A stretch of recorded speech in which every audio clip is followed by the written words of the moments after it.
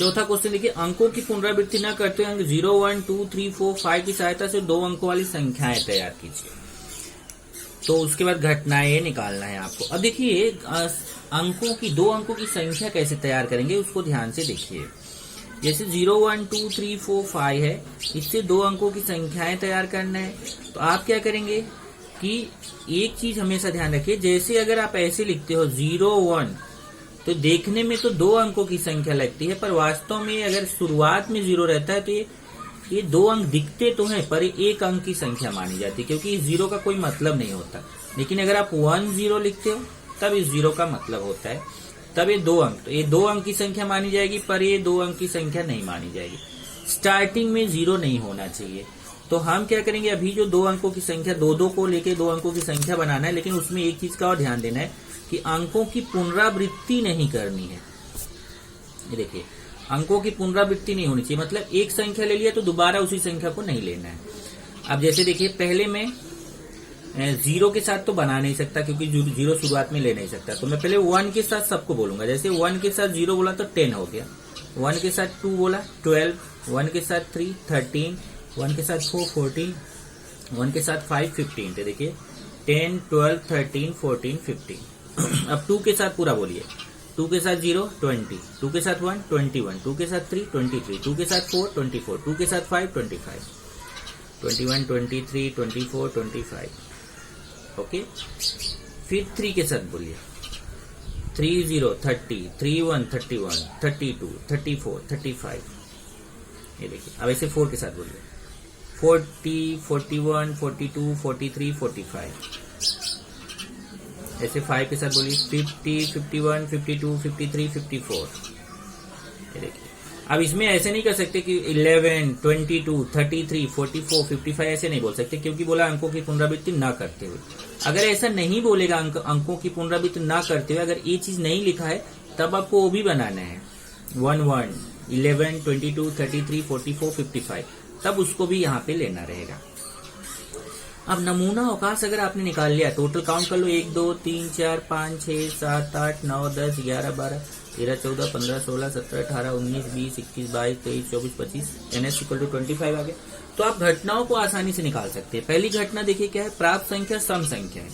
अब इसमें से देखना है कौन सी संख्या है जो 2 से कटती है, वो सब इसमें ले लिया। जैसे 10 2 से कटता है, 12 भी 2 से कटता है, 14 भी 2 से कटता है, 20 कटता है 2 से, 24 कटता है, 30 कटता है, 32 कटता है, 34 कटता है, 40 2 से कटता है, 42 में भी 2 का भाग जाता है, 50 में भी 2 का भाग जाता है, 52 में 2 का भाग जाता है, 54 में जाता है। तो ये सब 2 से कटने वाली संख्या, और इसी नमूना अवकाश से घटना को निकाला जाता है। 2 से कटने वाली संख्या सम संख्या, मतलब 2 से कटने वाली संख्या। इसको काउंट कर लो, 1 2 3 4 5 6 7 8 9 10 11 12 13, इक्वल टू 13 आ गया। दूसरी घटना बी क्या है, देखिए 3 से विभाज्य संख्या, मतलब 3 से कटने वाली संख्या। इसमें देखना है ऐसे कौन सी संख्या जो 3 से कटती है। तो 3 से 12 कटेगा, 15 कटेगा, 21 कटेगा, 24 कटेगा, 30 कटेगा। इसी तरीके से आगे भी देखते जाओ, 42 कटेगा, 45 कटेगा, 51 कटेगा, 54 कटेगा। ये सब 3 से कटने वाली संख्या है। तो NB बराबर 1 2 3 4 5 6 7 8 9 हो गया। अब तीसरी घटना सी है 50 से बड़ी संख्या। इसमें 50 से बड़ी संख्या देखना कौन सी है, देखिए 50 से बड़ी, ध्यान रखना 50 से बड़ी बोला है तो 50 को नहीं लेना, 50 से बड़ी तो बड़ी संख्या लेनी, 51 52 53 54। इधर देखिए 50 से बड़ी संख्या 51 52 53 54, 1 2 3 4, NC इक्वल टू 4। पांचवा क्वेश्चन, 3 पुरुष तथा 2 स्त्रियों में से 2 लोगों की पर्यावरण समिति बनाना है। मतलब आपको 3 पुरुष लेने हैं, 2 स्त्रियां लेनी है, और आपको 2 लोगों का समूह बनाना है। तो कितनी समिति बनेगी ये बताते हुए घटना ए, घटना बी, घटना सी निकालना है। तो पहले तो नमूना अवकाश ध्यान से निकालना। अगर नमूना अवकाश सही निकाल लिया तो बाकी गलत नहीं होगा। 3 पुरुष हैं, तो 3 पुरुष को, एक पुरुष को M1 नाम दे दिया, दूसरे को M2, तीसरे को M3। ध्यान ही रखना कि M1 मतलब 1 पुरुष, M2 मतलब 2 पुरुष, M3 मतलब 3 पुरुष नहीं।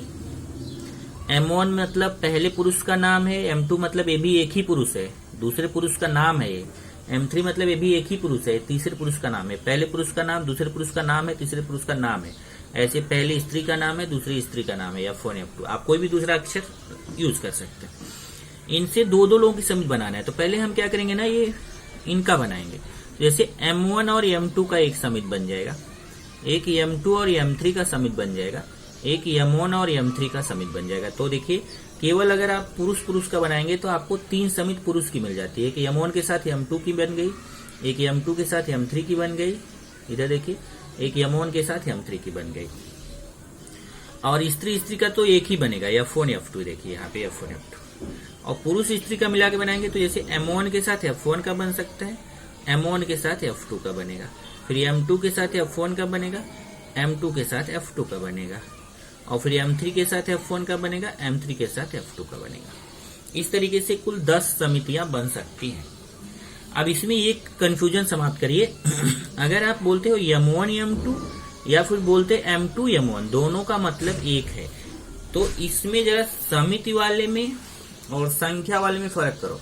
संख्या में अगर आप 12 बोलते हो तो अलग संख्या है, 21 बोलते हो तो अलग संख्या है। देखिए 1 2 बोलते हो तो 12 हो गया, 2 1 बोलते हो तो 21 हो गया, दोनों अलग अलग संख्या है। लेकिन इसमें अगर आप देखेंगे समिति में, तो समिति में M1 M2 बोलो चाहे M2 M1 बोलो, दोनों एक ही समिति हो गई, क्योंकि वही दो लोग M1 M2 में भी है, वही दो लोग M2 M1 में भी है। समिति अलग नहीं हुई, नाम पहले बोलने से समिति अलग नहीं होती है। तो इसको जरा ध्यान से समझ लेना, नहीं तो ये गलत करोगे। तो टोटल काउंट कर लेते हैं, 1 2 3 4 5 6 7 8 9 10, 10 समिति बन गई। अब पहली घटना क्या है, देखिए उसमें कम से कम एक स्त्री समाविष्ट हो। अब कम से कम एक स्त्री होनी चाहिए, मतलब समिति में एक स्त्री होना जरूरी है। इसमें तो केवल पुरुष है, इसमें पुरुष है, इसमें पुरुष है। ये देखिए, अब एक चीज और है, कम से कम एक स्त्री बोल रहे हैं। तो कम से कम एक स्त्री, मैंने कम से कम का बताया था। कम से कम एक का मतलब एक स्त्री या एक से ज्यादा स्त्री, मतलब एक स्त्री या एक से अधिक स्त्री। एक स्त्री है उसको भी लेना है, एक से अधिक स्त्री है उसको भी लेना है। तो देखिए जिसमें एक स्त्री रहेगा उसको लेंगे, जिसमें एक से अधिक स्त्री रहेगा उसको लेंगे। तो यहाँ पे देखिए एक स्त्री है, इसको लिख लेंगे, इसमें एक स्त्री है इसको भी लिख लेंगे, इसमें एक स्त्री है इसको भी लिख लेंगे, इसमें एक स्त्री है इसको भी लिख लेंगे, इसमें एक स्त्री है इसको भी लिख लेंगे, इसमें एक स्त्री है इसको भी लिख लेंगे, और इसमें एक से अधिक स्त्री है इसको भी लिख लेंगे। तो कम से कम एक स्त्री का मतलब ये नमूना अवकाश से ही निकालना, ध्यान रखना हमेशा घटना को।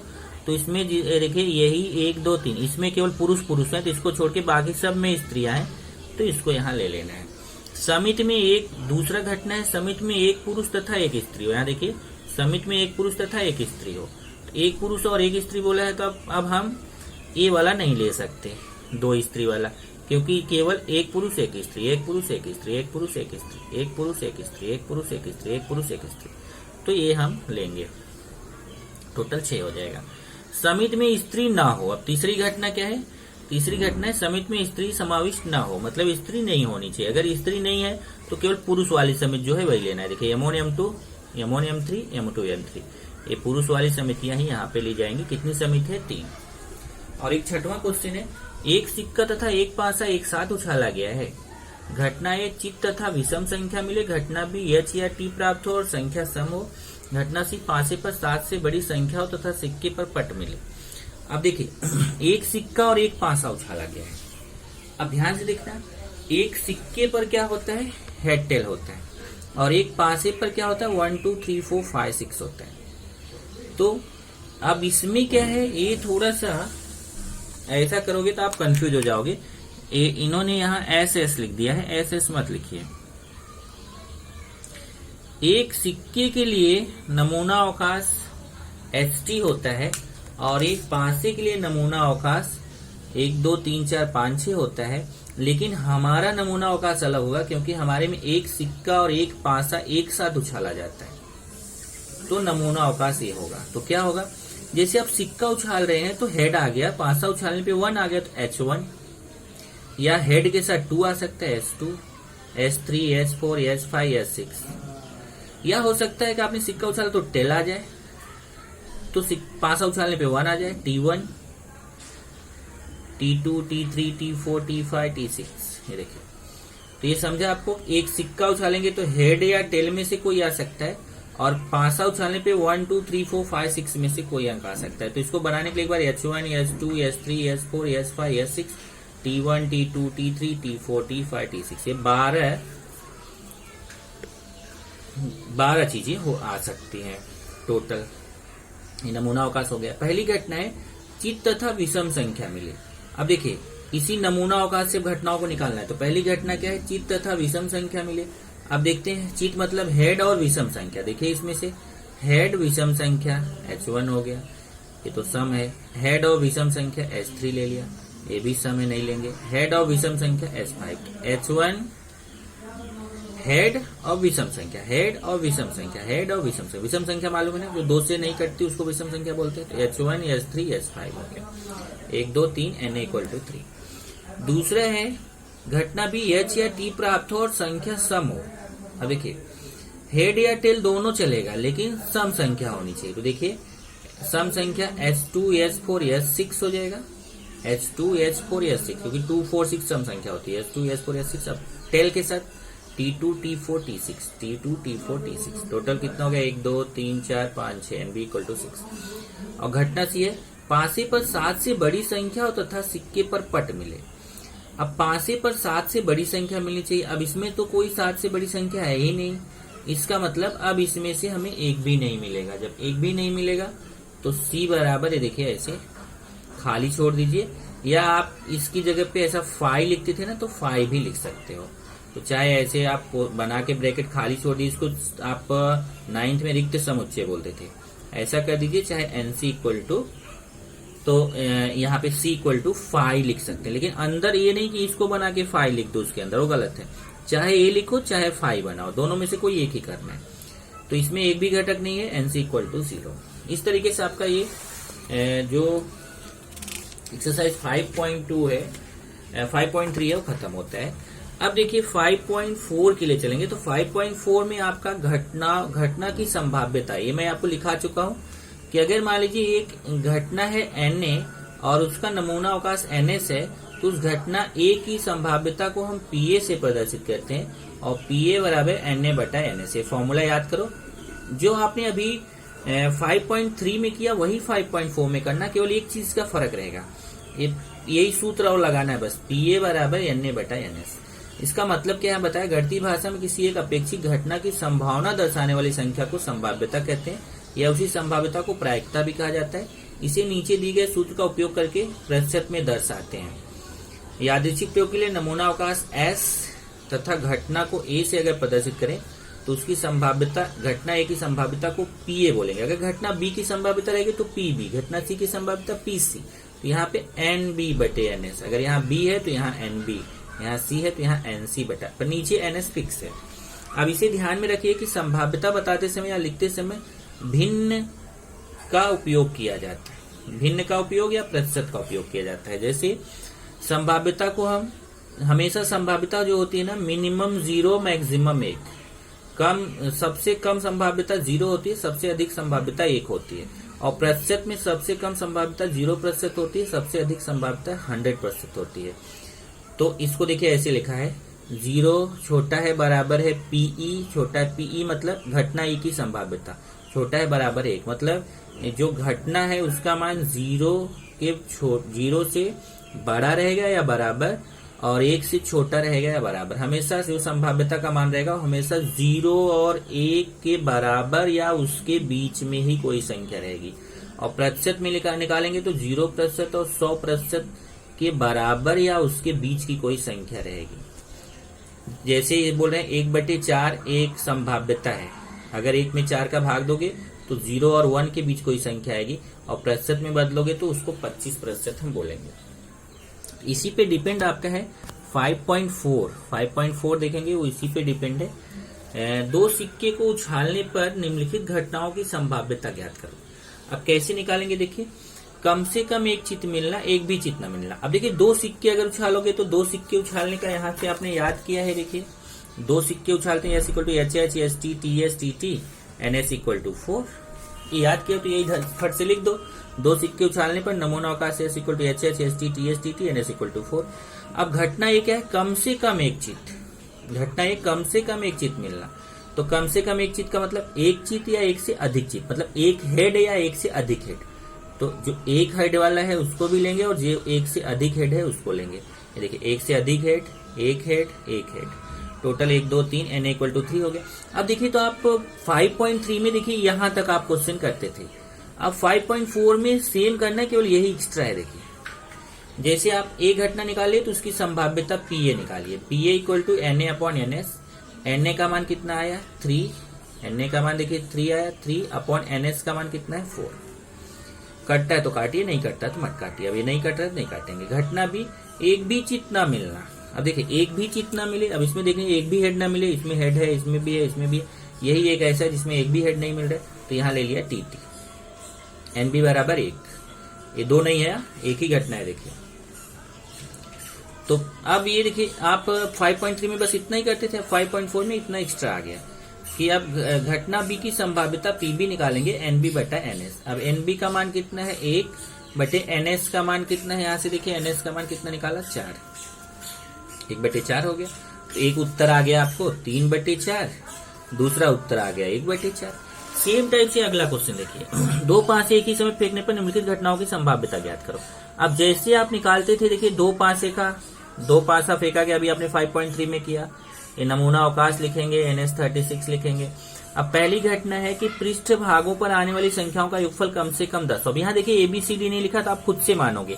माना घटना ए, पृष्ठ भाग पर आने वाली संख्याओं का योगफल कम से कम 10 हो। अब कम से कम 10 होने का मतलब हुआ जोड़ने पे कम से कम 10 आना चाहिए। तभी जस्ट आपने निकाला था ना 5.3 में, जो 10 कम से कम 10 का मतलब जोड़ने पे 10 आए या 10 से अधिक आए। इसको देखिए अभी आपने 5.3 में निकाला था, तो इसको काउंट किया n इक्वल टू 6, तो 5.3 में बस यहां तक निकालते थे n इक्वल टू 6 तक। अब इसमें 5.4 में उसकी संभाव्यता भी निकालनी। अब कैसे आप पहचानोगे, यहाँ क्वेश्चन बोला है संभाव्यता ज्ञात करो, वहां बोला नहीं था संभाव्यता ज्ञात करो। तो जब संभाव्यता ज्ञात करो तब आपको एक्स्ट्रा काम करना है। पी ए बराबर एन ए बटा एन एस। एन ए का मान 6 है, एन एस का मान 36 है, काट दिया 6 के 6 36। ऐसे दूसरी घटना है, पृष्ठ पर आने वाली संख्याओं का योगफल 33 हो। अब देखिए इसमें इसको जब जोड़ोगे ना, इसको जोड़ो, इसको जोड़ो, इसको जोड़ो, तो ज्यादा से ज्यादा जोड़ने पे 12 आता है, 6 12, इससे ज्यादा नहीं आता। यहाँ तो जोड़ने पे बोल रहा है 33 आना चाहिए, तो ये देखिए खाली आ जाएगा, मतलब रिक्त समुच्चय आ गया। तो एन बी बराबर 0, इसकी संभाव्यता पी बी निकालेंगे एन बी बटा एन एस। एन बी का मान 0 है और एन एस का मान 36 है, 0/36, 0 में 36 का भाग देंगे तो 0 आएगा। तीसरा है पहले पृष्ठ पर आने वाली संख्या दूसरे पृष्ठ पर आने वाली संख्या से बड़ी होनी चाहिए। मतलब ये जो पहले पृष्ठ की संख्या है वो बड़ी होनी चाहिए दूसरे। देख लीजिए जरा, जैसे देखिए दोनों बराबर है, इसमें पहला वाला बड़ा होना चाहिए, पहला यहाँ छोटा नहीं लेंगे, ये भी दूसरे से पहला छोटा है, नहीं लेंगे। दूसरा देखिए इसमें फिर से कुछ देखिए क्या बोला कि पहले पासे की संख्या दूसरे पासे से बड़ी होनी चाहिए। मतलब पहला पासा है, दूसरा है, पहला दूसरा, पहला दूसरा, तो पहले पासे वाला अंक बड़ा होना चाहिए। देखिए यहाँ पे पहले पासे वाला अंक दूसरे से बड़ा है तो इसको ले लेंगे 2 1। ये देखिए इसमें भी 3 1 भी ले लेंगे क्योंकि पहले पासे का दूसरे से बड़ा है। 3 2 भी ले लेंगे, बराबर भी नहीं लेंगे, तो ऐसे 2 1 3 1 3 2। ये देखिए 4 1 4 2 4 3, ये सब में देखिए पहला अंक दूसरे से बड़ा है, पहला दूसरे से बड़ा है। तो ऐसे ही यहाँ पे देखिए निकाला गया है, सब में पहला अंक दूसरे से बड़ा है। टोटल काउंट करेंगे तो 15 आएगा। तो पीसी बराबर एनसी बटा एनएस, 15 बटे एनसी का मान 15 आ गया और एनएस का मान 36। इसको भी काट देंगे, 3 से काटेंगे, 3 5 15, 3 से 36 काटेंगे 12 आएगा, 5/12। एक बक्से में 15 टिकट है। तीसरा क्वेश्चन है प्रत्येक टिकट पर 1 से 15 तक संख्या लिखी हुई है, तो सम संख्या 5 की गुणज संख्या की संभाव्यता निकाले। तो बहुत आसान है, देखिए कि पहले s बराबर 1 से 15 तक संख्या लिख लिया, ns बराबर 15 हो गया। तो इसमें से सम संख्या लेना है, तो जो 2 से कटने वाली संख्या है 1 से 15 के बीच में देखते हैं कौन कौन संख्या है, 2 4 6 8 10 12 14।